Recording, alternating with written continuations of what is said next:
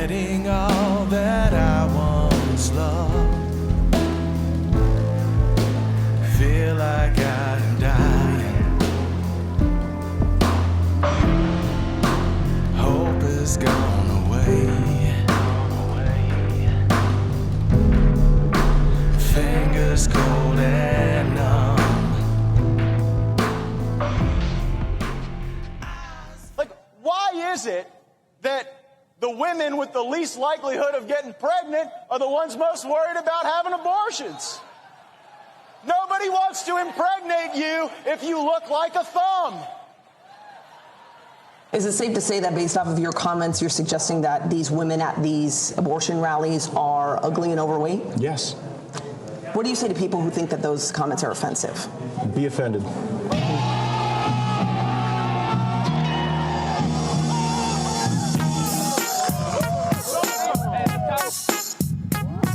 Be offended, says Matt Gaetz. It's obvious Matt does not give two shits about what people think about his view on abortion. Honestly, neither do we. We believe we're pro-life. We believe in the sanctity of life. We believe in the family. We believe in raising families, big families at that. Something the left is very, very much against. I do not understand. I guess I'll never understand. I've tried to understand, but it just doesn't make sense to me because, see, the thing is, there are laws and there are rules and there's legislation already in place to protect women's rights. We have one of the best medical systems we've ever had as long as I've been alive. Women's health is better off today than it has been in the history of America, I would say. But yet they claim women's health is suffering or is at risk if women can't kill their unborn children. And I say that literally, kill their unborn children, murder their unborn babies. Why? I don't say that just to be divisive. I say that because that's how they present it. The left, the people that support these bills. What bills am I talking about? Well, right now, guys, here in the state of Florida, there is an amendment on the ballot. Early voting just started yesterday here in Florida, and there is an amendment on the ballot that would change the Florida Constitution, enshrine into the Florida Constitution this right to murder an unborn child, to kill an unborn baby. This is very important that we pay attention to this bill and that we know what we're looking at, we know what we're voting for, because the left has shelled out billions of dollars. Billions? I don't know. It's probably not billions, but it's a lot of money that they have put into advertising for this specific amendment. They've pushed it through. They've got it on the ballot now. And the advertisements, if you're here in Florida, these advertisements come out almost every video. Every TV channel is pumping these advertisements out. Even here on the YouTube and the Rumble and some of these other sites that I'm looking at, the ads that come up during videos that we're watching are supporting. Vote yes for Amendment 4. Amendment 4, vote yes. Listen, we're going to tell you vote no on Amendment 4 because these ads are absolutely lying, 100% lying about what they're talking about. It is pure propaganda. It is nothing they're saying on these ads is true. It can all be debunked with just a little bit of research. It don't take much to look at what Florida's laws actually state. And everything they claim Florida stands for right now is a complete falsehood. The fact of the matter is that there are rights for people, even concerning abortion. Here in the state of Florida, there are abortion rights already in place. So my question is, why is it so important to enshrine this into the Constitution of Florida and to do it in such a way where the wording is so incredibly vague and misleading as to open up Florida as the most radical abortion state probably in the world? Guys, I am joined here today by my beautiful wife, Victoria. We are going to be talking to you guys about all of this stuff, this in particular today. It's going to be the only topic we're going to focus on today because it is so very, very important. And we're going to talk about that right now. So stay tuned right here on Southern Traditions for the Southern Drawl Podcast. Let's get it!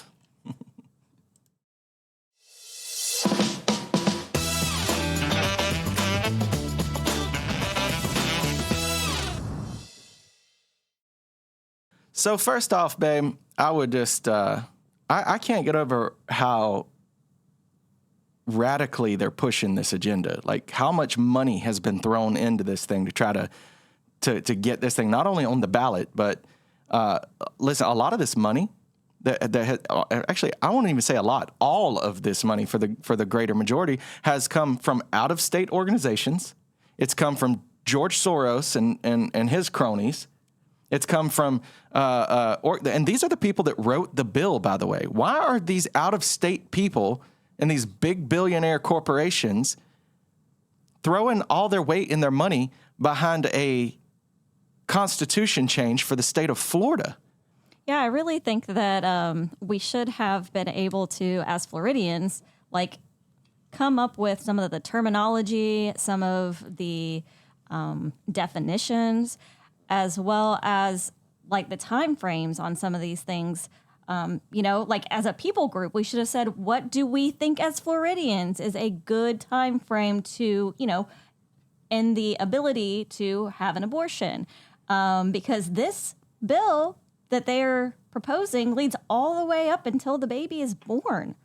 So what she's talking about is that the verbiage of the bill is so incredibly vague that it leaves open to interpretation some very, very important and key factors. For instance, what she's talking about here is it doesn't say up until a certain point. It doesn't say up to 10 weeks, 21 weeks, whatever. It doesn't say that. What it says instead is until the point of viability. Well, when is that and who gets to decide it? Well, it tells you that too. It's not even defined in the bill. So we don't even really know when viability is. Now, the other thing that's really interesting about that is the fact that medical providers, not even doctors, not medical doctors, are able to be in charge of your abortion care. Yeah, what is a medical provider? Yeah, that can be anybody that's a part of like the abortion care clinic. That can be a nurse practitioner. Right. Most people would think it was a doctor or a surgeon or an OBG, right? OBGYN doctor. No, it's not. It doesn't have to be one of those. In fact, the verbiage is so vague that it can just be some nurse or some caseworker in an abortion clinic. But they're your medical provider per their own declared, I'm the medical provider. And what can you do about it? Well, we could sue them and say they're not a doctor, so how are you?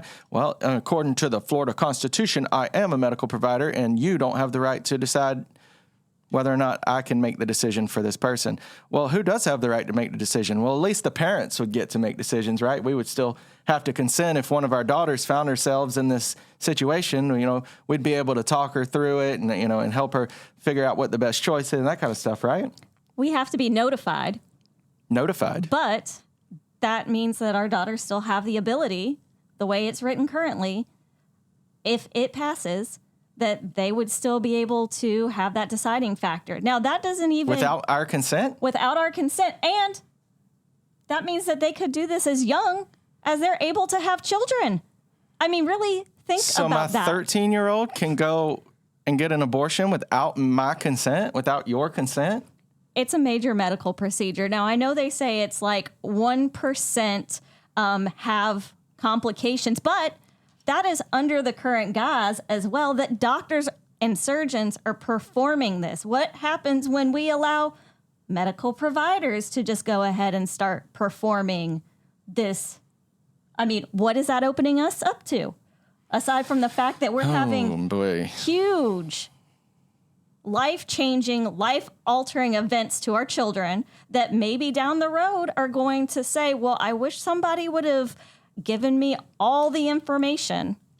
Well, right here is some celebrities, I guess you could call them, that you may know. Some daughter dads, girl dads. I'm a girl dad, by the way. We have four daughters. So. 4 daughters. Guys, I'm going to be honest with you. there's a big portion of this that requires good parenting. We have to be present. We have to be approachable. We have to have a conversation with our kiddos. We have to be able to have those tough conversations and be able to guide our children appropriately through the hurdles of life without just sticking them in front of a screen somewhere where they'll be exposed to pornography before they're even hit puberty and letting a screen raise them full of people that are going to mislead them and misguide them and victimize them and on and on and on. Some people might call us old-fashioned, man. Look, our girls don't spend time on a screen. They have some screens, but you made a good point earlier. What's our video games? Let's take video games, for instance. Nowadays, I've been on some of these online video games, and there's these chat rooms going on the whole time. Chat rooms. And never is there a time when I'm on one of these things that I don't witness inappropriate conversation going on in the chat. Sometimes even by the gamer on the screen. So how do our daughters game? Well, we have an old-fashioned Pac-Man arcade. It allows up to 40 arcade-style games, and it's not connected to the internet. So they get game time, but it's also safe because some 40-year-old, 50-year-old, 70-year-old, 12-year-old. It really doesn't matter how old they are, but they're not trying to victimize our children. There's no predators getting to my children through that screen. Do my kids get to watch TV? They get TV days on the weekends when it's not school days. But that TV is highly regulated and supervised by either me or her or both at all times. Do our kids get to go sleep over at other people's houses? Absolutely not. Not ever, guys. And I know some of y'all probably have a problem with that and think that we're weird. No, we're not. And our kids are totally cool with all of this, by the way. That's the other thing. People think that our kids are, I've heard people say, oh, that man, I don't even know how you do that to your kids. That's awful. They don't get this. They don't get that. Our kids love their lives. You know what they do? They play in the yard a lot. They make their own adventures all the time. They are artists at their very young ages. They're incredibly artistic. They paint, they sing, they do just some of the most incredible things. They are beautiful, wonderful, absolutely little wonderful drops of goodness in our lives, and we love them so much. So, say what you will, but you know what? I'll stand by the way that we raise our children because we do everything in our power to prevent any sort of situation like this. The society of today wants to just make it easier to deal with something horrible that's happened. How about we start preventing the horrible things from happening? Within our power. Within our power, sure. But our government has a big hand in this and could do a lot better. You could get the criminals off the street, for one. You could do better with mental health across this nation, for two. You could prosecute these crimes. You could create places that are safe environments for kids and families to be, where they don't have to be victimized, where they don't have to worry about being victimized. You could do a better job in all of these areas, but you don't. You want to prepare us for when that horrible thing comes along that should have been prevented in the first place. How about a society that upholds and builds stronger men instead of trying to castrate the men of America? How about men and women who have strong moral values? How about not decaying and eroding the morality of the nation? How about supporting families in a family environment instead of trying to do away with this idea of the nuclear family shouldn't exist or shouldn't be husband and wife and kids? Look, this whole thing, we could go on and on about those things, but we're going to jump into this other stuff right now. We're going to look at, like I said, a couple of celebrities telling us why abortion is the right choice, I guess. She is than all the guys in the room already. I can tell that she's going to be a powerhouse. She is already at 2.5. My daughter's 22 and a half, is a feminist, incredibly strong, and has really just inspired me in so many ways. I love her. I'm the proud dad of Ella over here. My vote for Kamala is an investment in my daughter's future. I agree. I'm right there with you. Look at how defeated Ben Stiller looks right here. I don't know when the powers that be took his balls, but this is a weak, spineless, defeated little man. What a sad little flaccid penis he has become. I don't know who that other guy, the first guy, I have no idea who he is. But would you pay attention to how awkward the relationship seems to be between Doug and his daughter? And this is weird. When the Dobbs decision came out 2+ years ago, I heard from Kamala right away, and then the next person was Ella. She texted me right away, essentially saying, we need to fight. This is not just an issue for women. This is an issue for men and families. And this is one of the many, many reasons why we've got to elect Kamala as president. Never in my lifetime did I think that we would be having to fight for this and the fight for our own bodies. And I think it's really important for the men to step up and show that they actually support us and they're willing to put things on the line to help us. Yeah. Fight for what? Fight for your right to kill your baby? We're all about supporting women's health. I don't understand how women's health and needing to fight for the right to take the life of an unborn child go hand in hand. I don't see that. The laws in place today do allow for medical procedures for life-saving care for a pregnant mother. Here in Florida, that is still the case. In fact, to withhold that kind of care is illegal. A doctor can lose their license if they withhold life-saving care to a pregnant mother, even if it means terminating the pregnancy. So I'm confused about what we're fighting about. We're fighting about the ability to, at any point, electively decide, I just want to kill this baby. Because honestly, that's where we're at right now. And it's not, like I said, I'm not trying to be divisive. This is what those who are in support of this are saying out loud. They're saying it out loud. I'm going to show you. You love abortions? Fuck you. I can do what I fucking want. Including murdering children? Fuck yeah. And you're going to vote for the right to do... To murder children, yes. A vote for 4 is a vote to murder children. Yes. Murder babies, come on, let's go. So you're trying to get people to pledge to vote for the constitutional protection of murdering preborn humans? Actually say these things joyously. I mean, it really just saddens my heart that is the case. The Bible says they will invent new ways to sin, and they will celebrate those that sin with them and support it. So that's what you're seeing in the degradation of the moral fabric of society. Why would you want to physically put your body through that? Why would you want to emotionally put your mind through that? They're celebrating this, though. You see this. They're very, very prideful about this, the people that support this. This isn't about women's health, guys. I'm sorry. There's no way you can tell me that this is about women's health. I just can't get on board with that. That's naive. Why? I like women having the choice to do what they want with their life. Including murdering their children? Yep. Dude, I fucking love abortion. What do you love about it? Oh, it's just amazing. It's like one of my personal favorite things. Yeah. You need to repent of loving murder. You're donating your time to opposing human rights. Yes, sir. You should say, hey, do you want to make a pledge to vote for this? Okay. Yeah. Hey, Nelson, you want to make a pledge to vote for this? But I don't give a shit about those pictures. You exist? are a disease. I should be aborted? Yourself, personally? Yes. You think I should be murdered? That would have been great. And that's where we are. See, the thing is, this comes down to a complete disregard for human life. That's it. That's what it comes down to, a lack of care or concern whatsoever for human life. We have created a generation, a society that no longer cares about the life of humans, of others. What a sad place we have found ourselves. I want to do whatever I want to do, whenever I want to do it, to whoever I want to do it, however I want to do it. I mean, it's all about other me. People that are involved but with these decisions. They don't care about that. I mean, they don't care about that. Amendment 4, like we said, is going to open up the doorway here in Florida, enshrine into the Constitution the ability to not care about human life, the ability to electively decide at any point that you don't care about this unborn person and you'd like to end their life.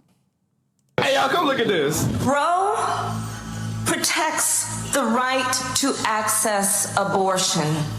It also protects a woman's right to make decisions about what she does with her own body. What about the body inside of her? That's just what I'd like to know. What rights does the body inside of her have? And at what point does that body, that person, get to have those rights honored? Kamala seems to think there ain't no rights. Ain't no rights for that person inside of you whatsoever. Those rights don't matter. That person has no rights. You got rights to make decisions about your own body. Well, I believe you should have decisions, or the right to make decisions about your own body. Those decisions shouldn't be taking the life of another person. Let's take a baby at 21 weeks. Hold up, Mike. This is a baby at 21 weeks, okay? The baby can feel pain, right? Yes. And the baby's pretty developed, right? Yes. And do you know the name of the procedure that the doctor would use to abort that baby at 21 weeks? I'm not a doctor, but I believe it's a DNR. It's called dilation and evacuation. Is that right? As far as I understand, yeah. Yeah. And first, the doctor would dilate the cervix. A key thing to note here, the congressman keeps saying the doctor would do these things. The doctor. Amendment 4 removes the requirement for it to be a doctor. Currently, any old doctor can't do this procedure. A general surgeon cannot do this procedure. It is a very specialized procedure that must be performed in the state of Florida currently by an OBGYN surgeon or obstetrician. Amendment 4 removes the requirement for this procedure to be performed by a doctor, by a licensed practitioner. Listen to the rest of this. It's heartbreaking. And then the doctor would take what's called the doctor would call it a Sofer clamp. It's really a pair of pliers with sharp teeth on the end. And without giving the baby any pain medication, the doctor would go through the vagina, through the uterus, and start tearing the baby apart. Is that right? As far as I understand the procedure. Yeah, and she might start with the legs and pull them out, and the arms and pull them out, right? And then she might go for the heart or the spine and just pull the baby out piece by piece. Is that right? Without giving the baby pain medication. That's what I understand the procedure to be. Okay, but then you got to get the head out. The baby's dead, but maybe not. Maybe it's still in pain, but then you got to get the head out. And even with the cervix dilated, you got to get the head out, which is hard. So then the doctor would go in and use those pliers to crush the baby's head. Is that right? As far as I understand. And then she'd pull the head out, the crushed skull out, right? Mm-hmm. Senator Kennedy, your time has expired here. Well, you gave the others plenty of time, Mr. Chairman. Just letting you know, your time's expired. Okay. You have other senators waiting. Well, I was waiting when you were letting others. I'm sorry you don't want to hear about what happened. No, I don't think anybody in an actual abortion, but I thought that was what we were here to talk about. Yeah, nobody wants to talk about it because it's terrible when you actually talk about what the procedure is. It's terrible when you figure out how barbaric and awful and evil this procedure actually is. And look, I understand if it's a situation where a person's life is at risk and a decision has to be made to save a life, man, that is a heartbreaking thing to have to go through for anyone. We've gotten to a point now, however, where it's not about, oh my gosh, I have to make this terrible, incredibly hard decision that's breaking my heart to have to make in order to save a life. No, that's not what we're having a conversation about. No, the conversation now is I should be able to do this at will anytime I want because I want to. No moral issues with it. No heartfelt conversations about other options. Just a complete disregard for human life and a carefree sentiment about how this procedure will be performed and what it will actually accomplish. Guys, I'm going to urge you to vote no on 4. Vote no on Amendment 4. If you live here in Florida with us, guys, please, we will be voting no on 4. A lot of other people are going to be urging you. You won't see these ads. I promise you will not see these vote no on 4 ads on your TV or on anywhere else because they're not being ran. No, you'll see all these ads that are claiming that Florida has an abortion ban in place and that women should have the right to quality health care, which they already do. And there is no abortion bans in Florida whatsoever, none. So you'll be lied to on the vote yes on 4 ads. But that is all those commercials are, is propaganda and lies, and I urge you to dig into it deeper. We're going to let you do that right here if you'll stick with us, and we'll let you see for yourself.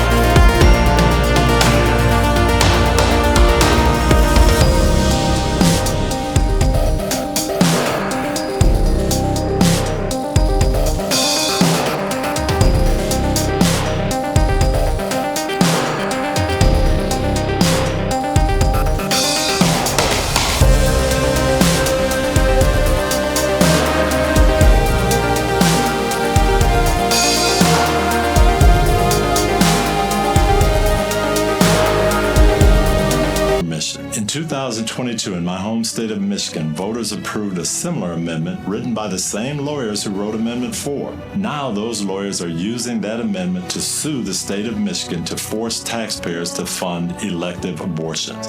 The same could easily happen here if Amendment 4 passes. I believe that all mothers deserve health care and protection. Florida's current laws provide exceptions to allow abortions in cases of rape, incest, or to protect the health and life of the mother. But I also believe that all babies in the womb are actual lives in God's eyes, and those babies deserve protection too. I'm asking every Florida voter to read Amendment 4 carefully and don't be deceived by the vague language. We can protect the health of mothers and protect the lives of babies with a better solution that doesn't have so many loopholes and uncertainties. Never before have we been asked to vote on something that is literally a matter of life and death. But that is what Amendment 4 comes down to.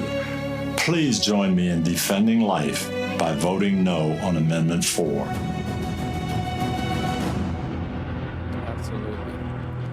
Guys, know what you're voting for. Know what you're voting for. Read into these things, man, because some of this stuff is vague on purpose. It is meant to deceive you, and it is deceiving voters right now as early voting started yesterday. These people know that we're not going to sit down and read this long, giant amendment and all the little loopholes that are in there, and that we're not going to look at the fact of how vague it is. And they are relying on that. They expect that the majority of people will not look into this. They expect that you'll see these ads and that you'll just take them for face value and you'll think, oh, well, yeah, I'm going to vote yes on this. It's about women's health and women should have health. Absolutely. I mean, we should.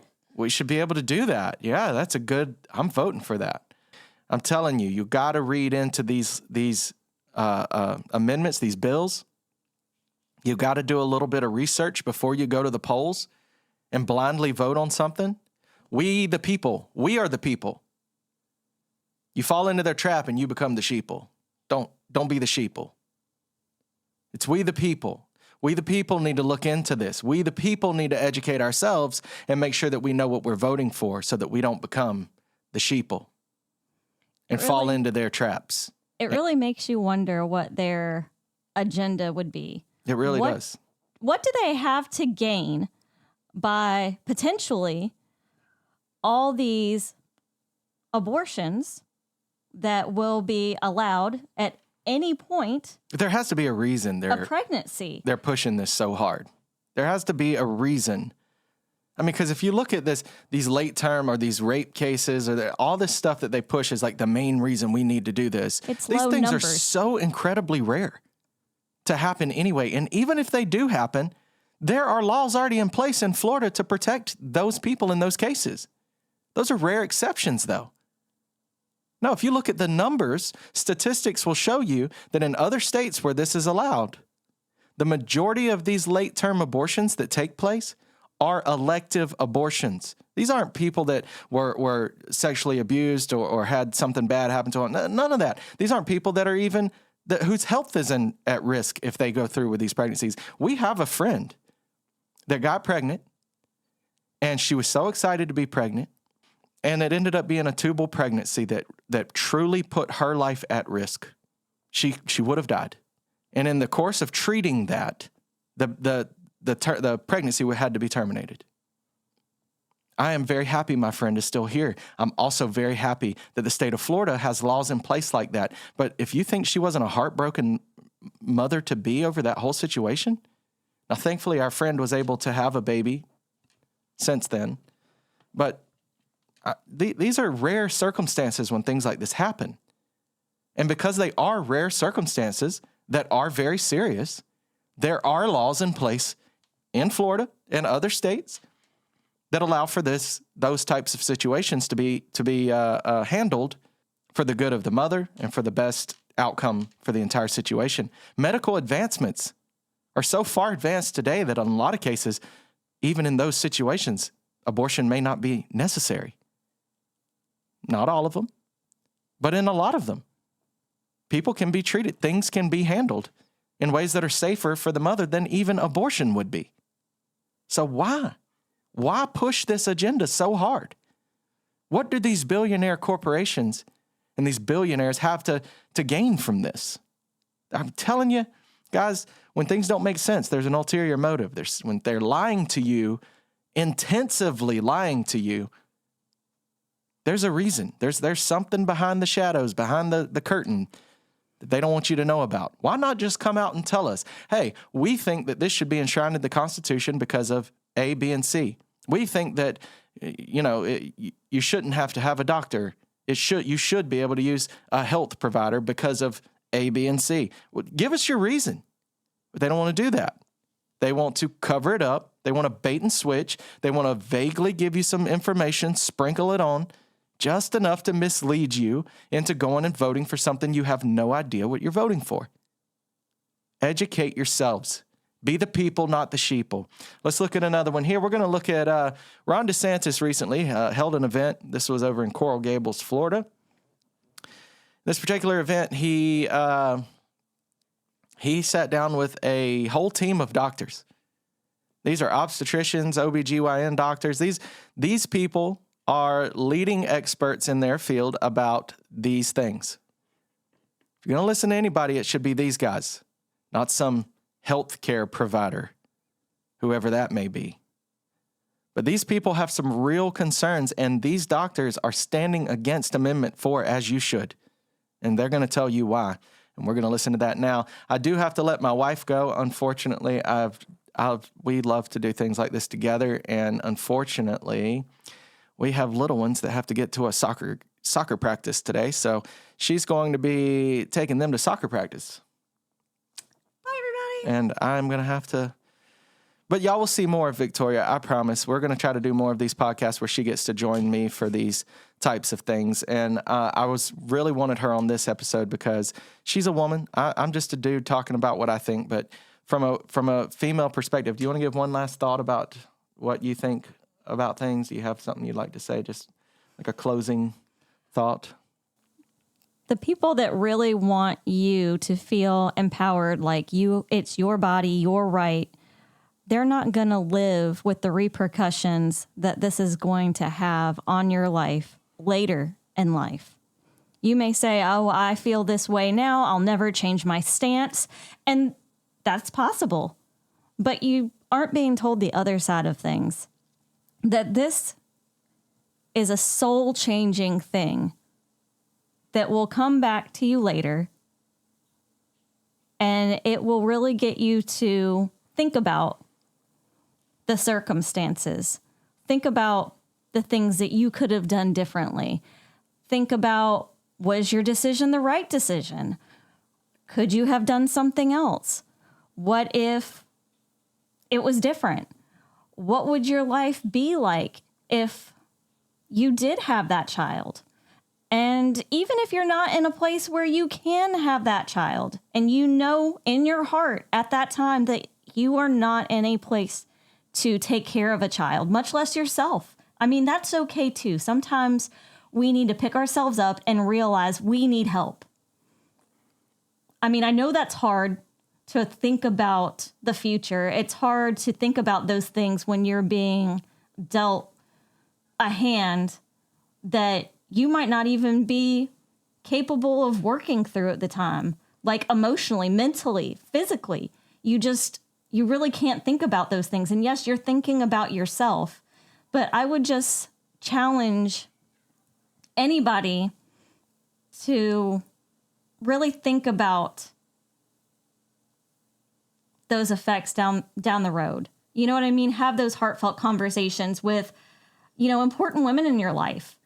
There are women that you may know that may have gone through this very thing and really don't want to talk about it or haven't talked about it, but they may be willing to talk to you if you find yourself in that situation. And then they can just let you know what they've gone through themselves. I mean, obviously, you've got two sides to everything, and it's ultimately your choice of what your decision will be. But I would just say that gain that insight to think about how that's going to affect you later.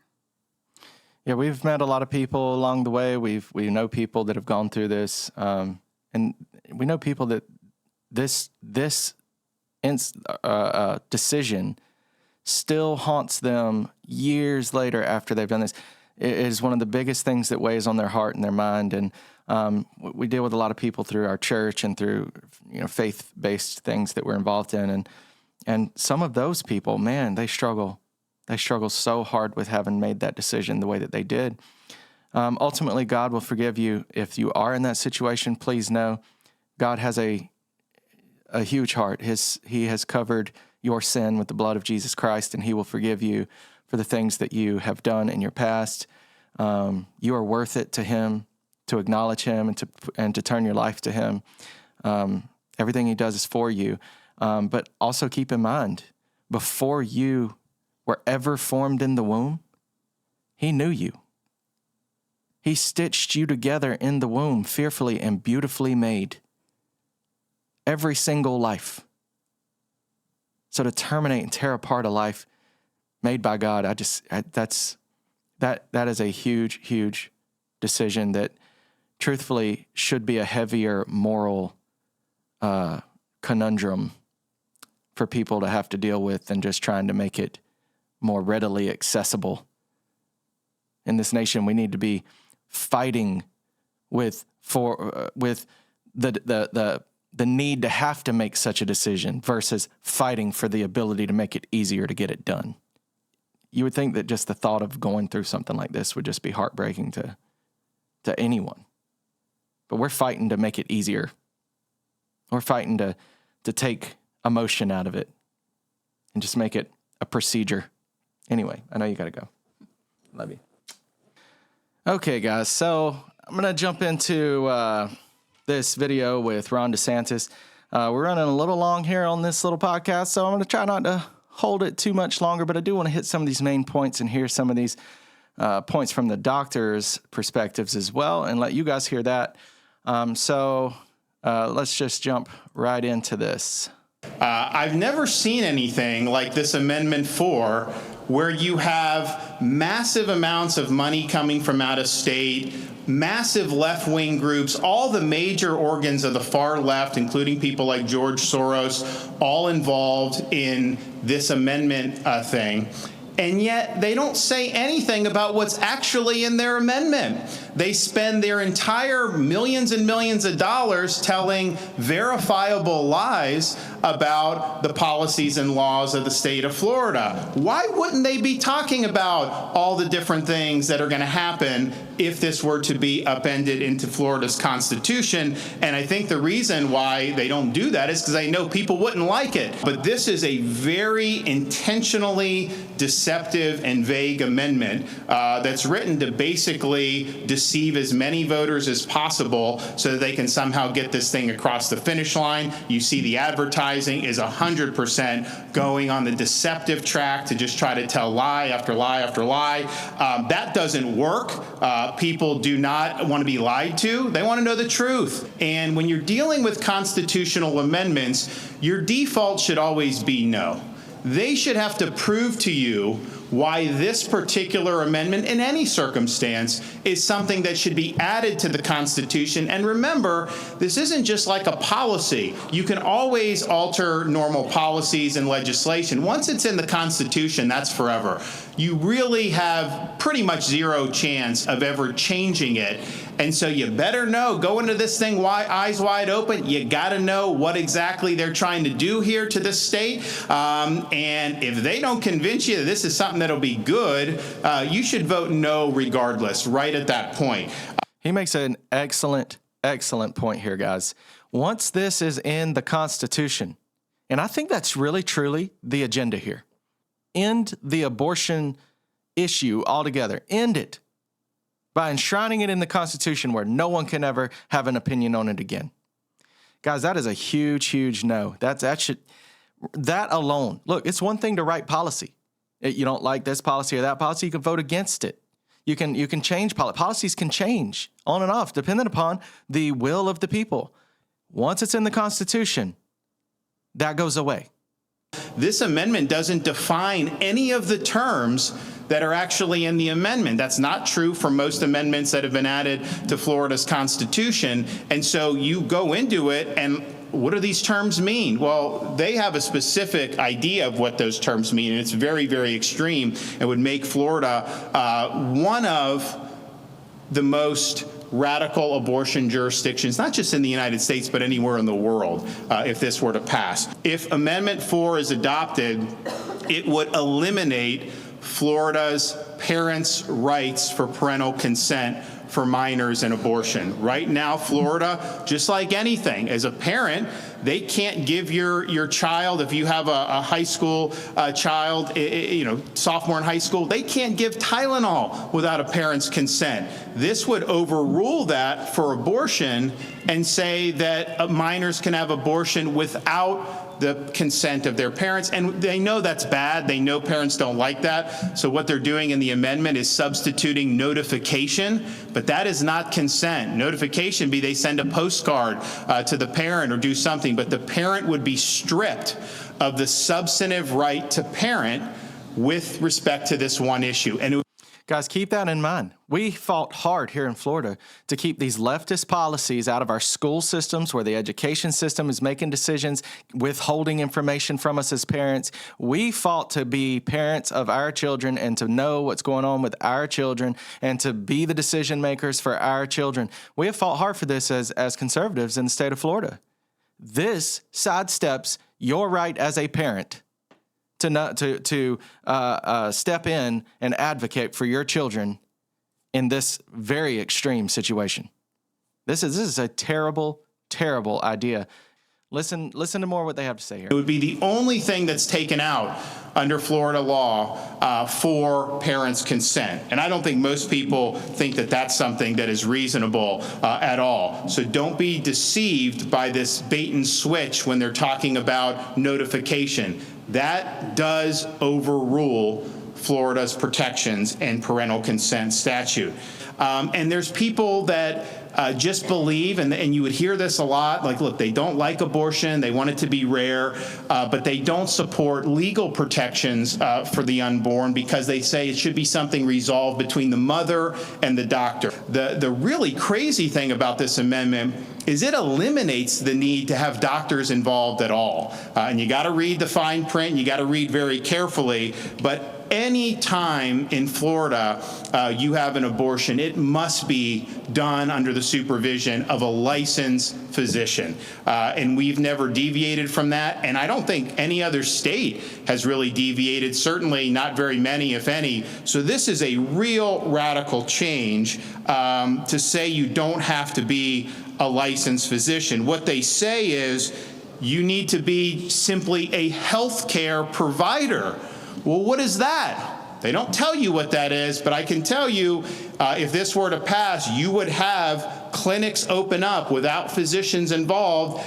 If people tried to regulate it, they would sue and say, hey, I'm a healthcare provider. That's what the Constitution says. I have a right to do this. And you know what? They'd probably win in court. So this really demotes physicians from the role they have in Florida law in a way that'll be very, very dangerous for Floridians and from other states. What about your tax dollars?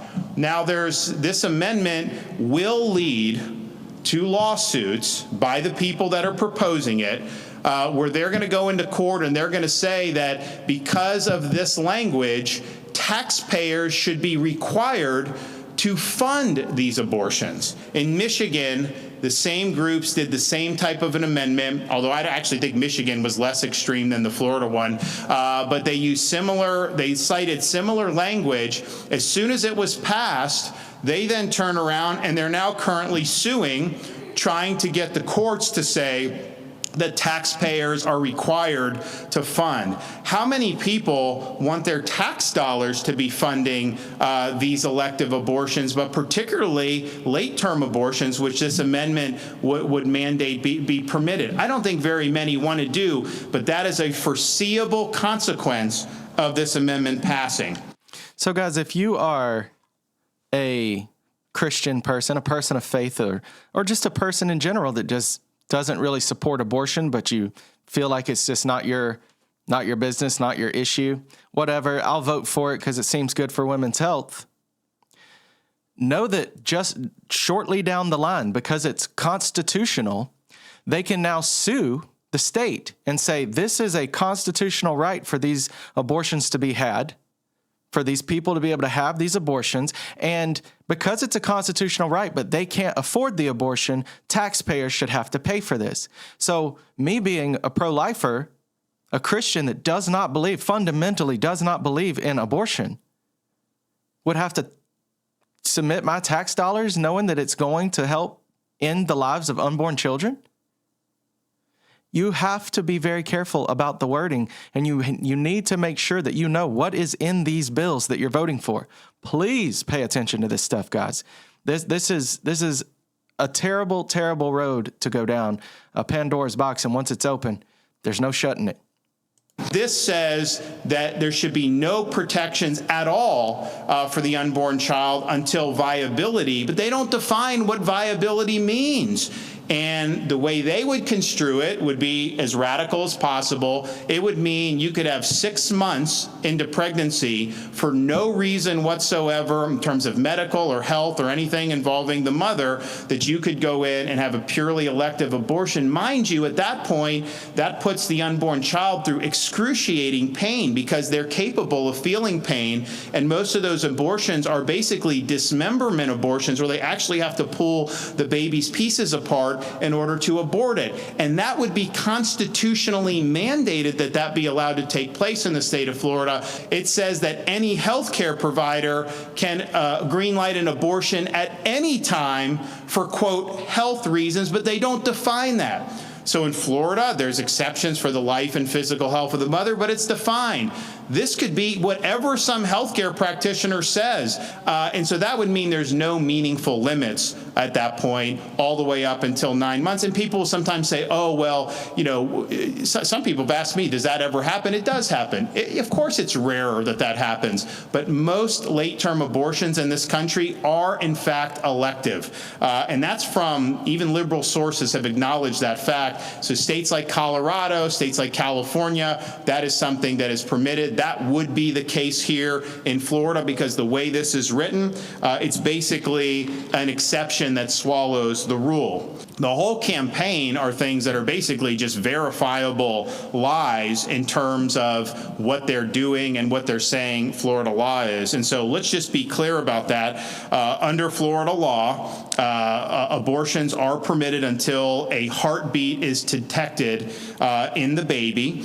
Abortions are still allowed, though, in the cases of rape, incest, human trafficking, or when the child has a fatal fetal abnormality that will prevent him and her from surviving until after they were born. And abortions can be performed to protect the life and the health of the mother. That's just Florida law. I think when people find out that, hey, that's what Florida law is, why are they telling me these lies? I do think it's a very risky strategy, because if you get people to believe the lies, fine. But if once they find out you're lying to them, then they tend to take anything you're saying with a grain of salt. And that's right, guys. They are lying to you. So make sure that you don't fall for the commercials. Be the people, not the sheeple. And do your research and realize what it is you're voting for, guys. Very, very, very important. There is nothing ever in Florida law that would prevent a physician from providing appropriate medical treatment in these really, really significant circumstances. In fact, if you don't do that, if you don't provide that type of medical care as a physician, you are committing medical malpractice. And another thing is, there is no legal liability, criminal or civil, for any mothers who undergo abortion. A lot of these mothers are in very vulnerable circumstances. They don't get a lot of support, certainly from the fathers, unfortunately, in this day and age. And so it's a very difficult circumstances, and there is not liability under Florida law for any of that. So if any physician is telling you anything different, or any activist is telling you anything different,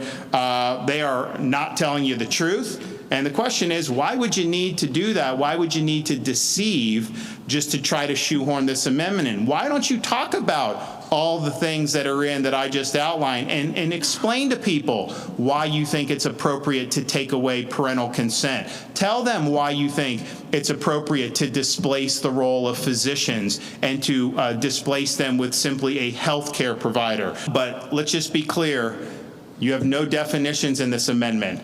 You have no doctors required to be involved under this amendment, and you have really, really extreme policies, such as the lack of meaningful limits. That is not something that belongs in any state's constitution, much less the state of Florida. So I thank these folks for coming up and being willing to speak the truth. Okay, so we're going to start with Dr. Cristina Pena. Thank you for this opportunity to be here. My name is Dr. Cristina Pena, and I come to you today from the perspective of an obstetrician gynecologist born and raised in Miami and continue to serve this community in private practice. The concerns being claimed that women's lives are at risk if this amendment does not pass is a lie. In the 20 years that I have been practicing obstetrics and gynecology, I have never once been limited in providing proper medical care for my patients. Every time I walk into a room, into an exam room, I have 2 patients that I need to care for. If I allow a preventable harm to come to either the mother or the unborn baby, I would be liable and sued for malpractice, because even under present law, the unborn baby is found to have value. As obstetricians, our entire career is to preserve the lives of 2 patients at a time. Advancements in medicine and standards of care that don't require an abortion have allowed for that. Changing the existing laws with an amendment as this will in fact open women to risk. Here are just a few examples of this, just from the first part of this amendment, which states that no existing law could delay an abortion. In Michigan, where a similar law passed, the health department was not allowed to perform a routine health inspection to make sure the abortion clinic was using safe and sanitary practices. Another example is in the case of an abortion being said to be needed for mental health concerns. Current law requires both the obstetrician and a psychiatrist to sign off on that chart. If this amendment passes, a delay in the psychiatrist coming to see the patient would legally allow the abortion to take place without the evaluation of the one person who can truly diagnose the mental disorder for which the abortion is said to be medically indicated. How is that optimal care for women? I have operated in 8 states across this country, from California to New York to the Virgin Islands, and I have yet to come across even a general surgeon who has hospital privileges to perform abortions. Why? Because not even they are considered as trained and specialized as an obstetrician and gynecologist is to do so. This amendment removes even the word physician from being the patient's healthcare provider.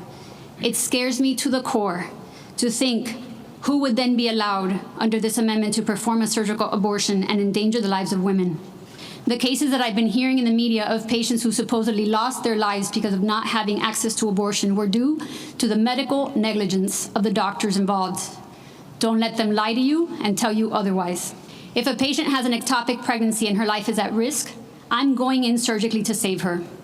If her pregnancy is acting as a tumor which occurs in trophoblastic disease, I'm going in surgically to save her. If she has preterm rupture of membranes and is now at risk for sepsis and death, I'm going in to save her.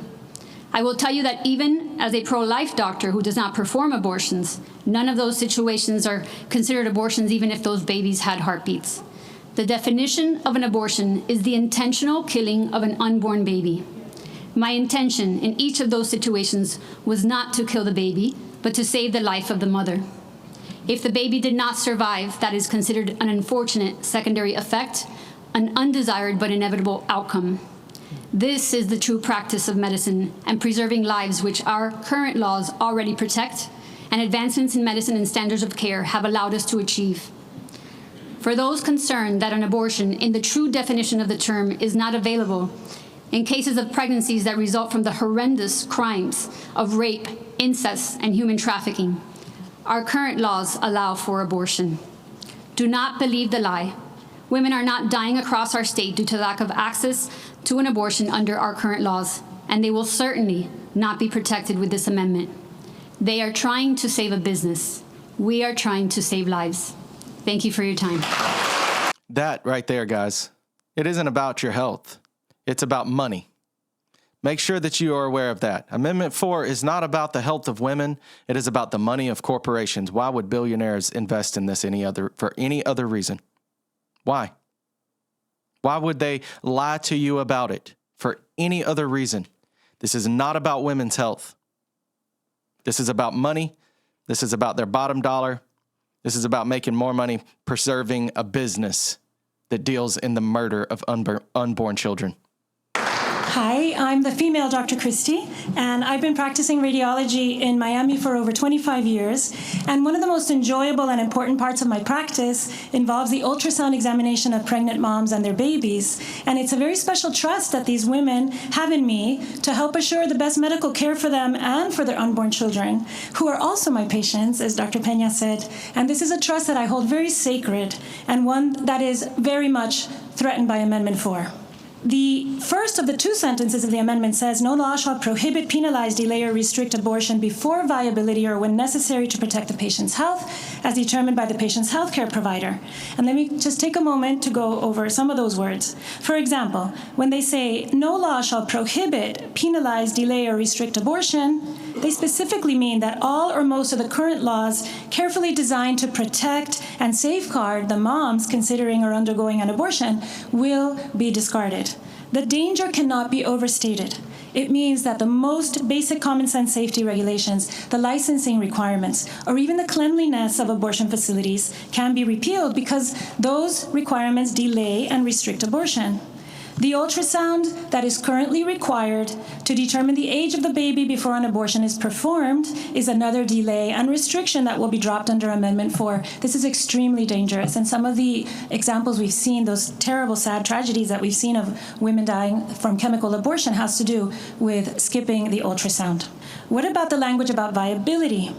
Well, there's no definition of viability in the amendment, and who is a healthcare provider, and what constitutes the health of the mother? We have no idea what this means under Amendment 4 because the amendment intentionally omits all these definitions.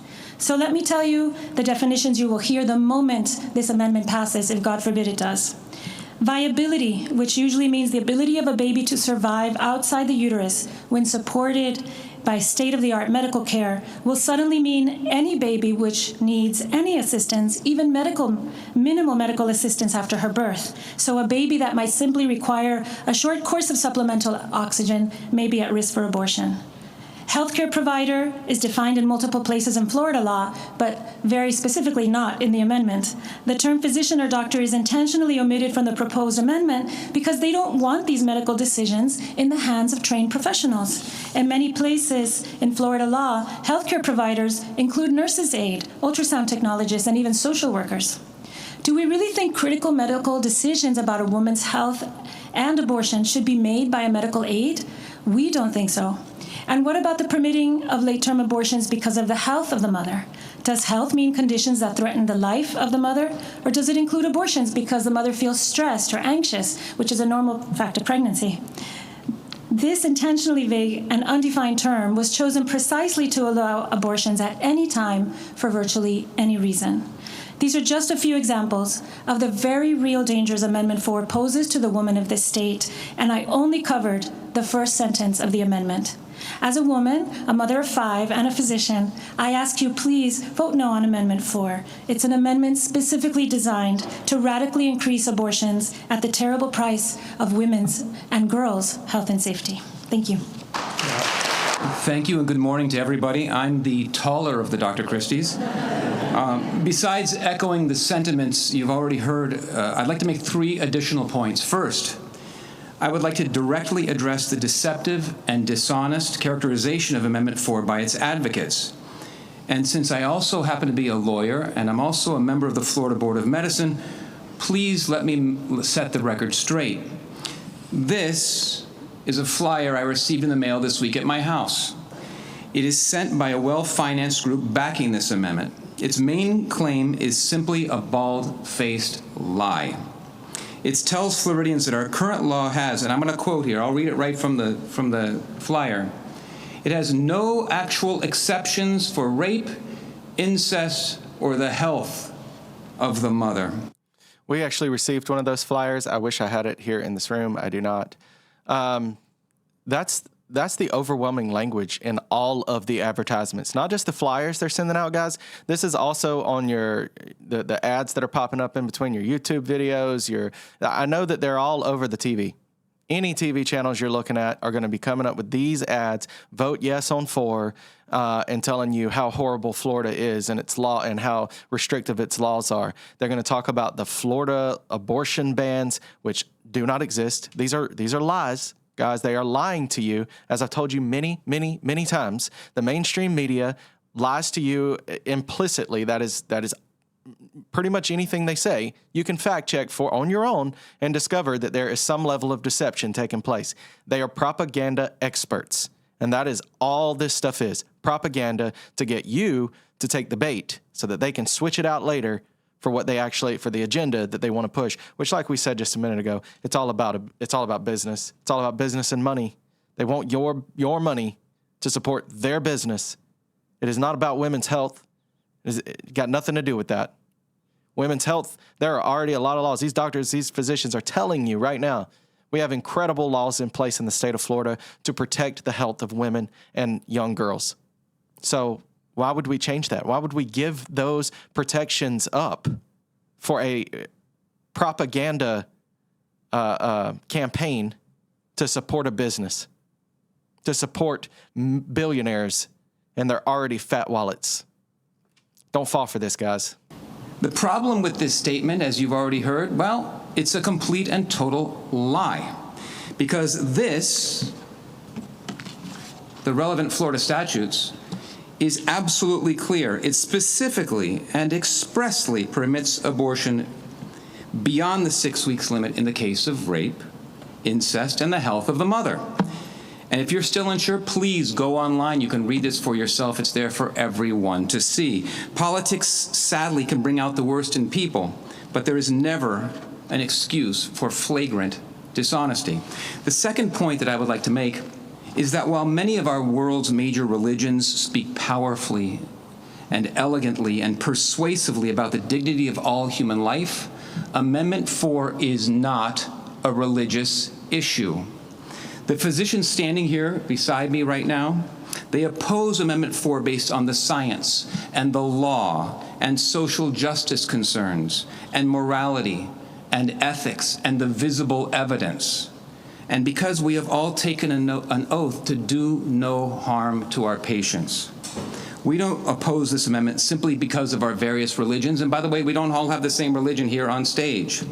People of all religions or no religion at all should stand proudly against Amendment 4. Agreed. So I'm always looking for opportunities where pro-life and pro-choice people can find some common ground, some common consensus. And opposition to Amendment 4 is precisely this opportunity. This is not an us versus them. This isn't a religious versus non-religious. This isn't conservative versus liberals or Harris versus Trump issue at all. It's simply an issue of safety and common sense. We can all stand together and oppose an amendment that would permit unregulated abortion at any time during pregnancy, that would remove physicians from the decision-making process, and would even eliminate parental consent for our young girls.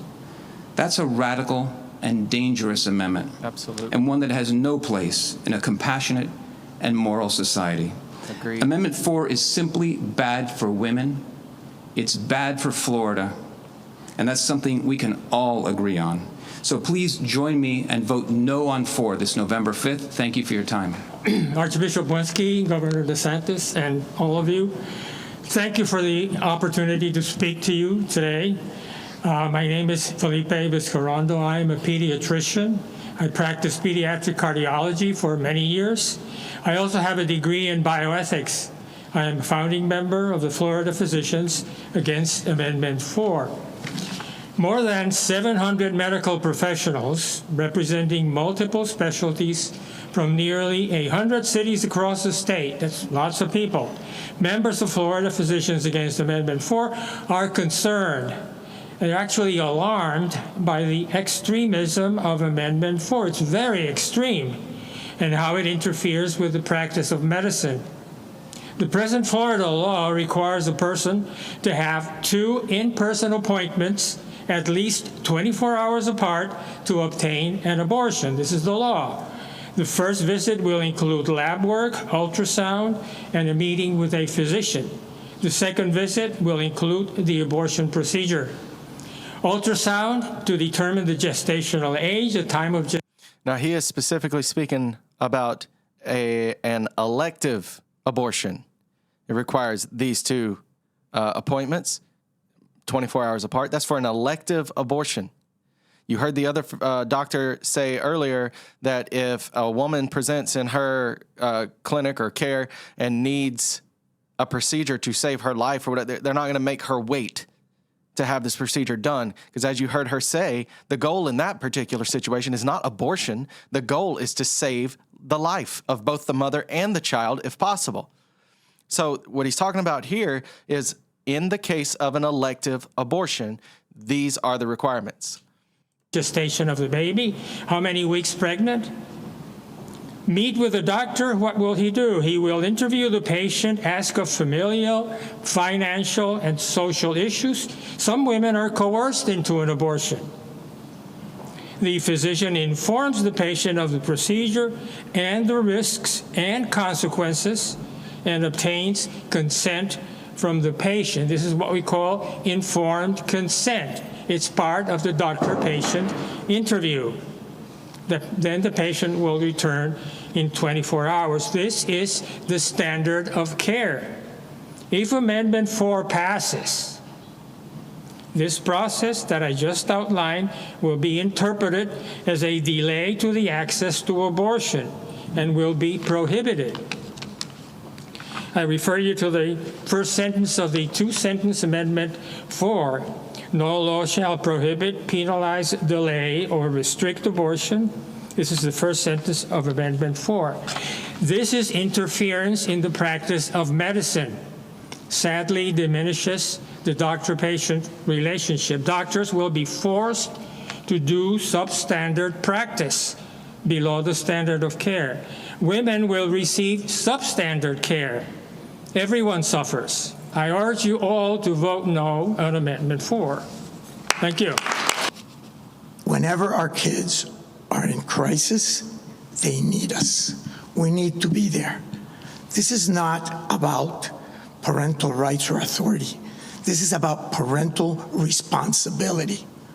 If we cannot be there for our kids and some other person substitutes a consent by a notice that this happened, how can we be there to take care of our kids?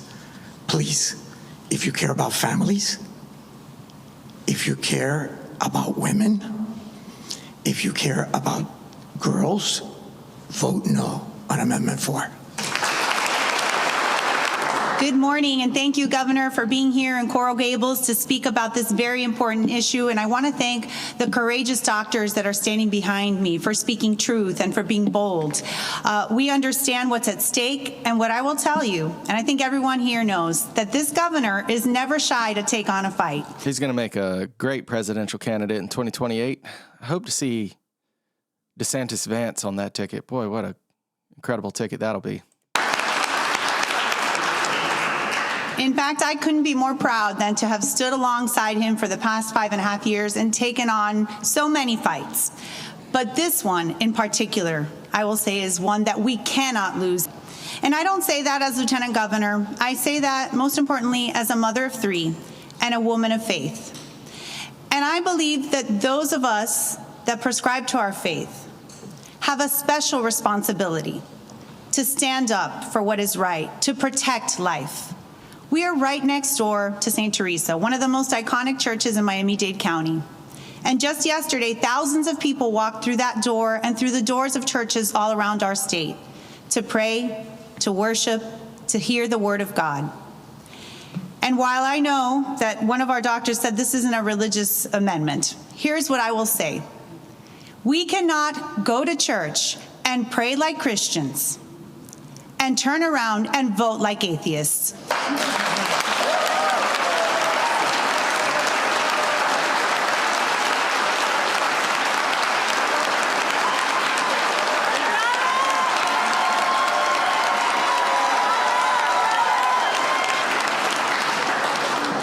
And you have heard the governor explain all the reasons why this amendment is deceptive, it's extreme, it's radical, the lies that they're spewing. And we need every single one of you in this fight.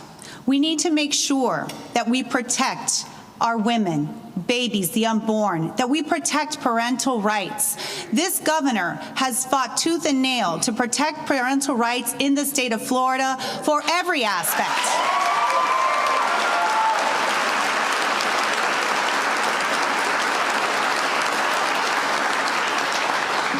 And this is no different. So we need you to stand with us. We need you to fight with us. We need you to make sure that we vote no on this amendment. Early voting is starting right today. It already started. We have to ensure that people understand the truth of this amendment, the lies that they're putting on TV, the lies that they're sending in those mailers. We cannot be silent. This is our time. We must fight. Thank you, Lieutenant Governor. Governor DeSantis, doctors, you have a very friendly audience here. But your presence here and your words today have reinvigorated all of us and have helped us to recommit ourselves for the 2 weeks that remain, that we can speak to our neighbors, to our family members, and speak of the importance of our communicating to them why this amendment should fail. So thank you for being here. And I would like to just close with a prayer. Vamos a rezar. God, our Creator, we give thanks to you, who alone have the power to impart the breath of life, as you formed each one of us in our mother's womb. Grant, we pray, that we whom you have made stewards of creation may remain faithful to this sacred trust, and be constant in safeguarding the dignity of every human life. We pray also that you awaken in every heart of the citizens of this great state of Florida reverence for the work of your hands, and renew among your people a readiness to nurture and sustain your precious gift of human life. Amen. Well, guys, I was going to close this one out with a prayer myself, and I will be praying. I believe he said it right there very, very well. Look, this is not an issue of faith. If you're not a faithful person, we get it. It's not a religious issue. This is a moral issue. This is an issue on policy alone. If you have policy issues with policy, vote to change policy. But to enshrine in the Constitution of Florida, the Florida state constitution, something that cannot be undone, to end for the pro-choice movement altogether, any opposition about life, about pro-life, about the preservation of life, guys, that is so radically extreme.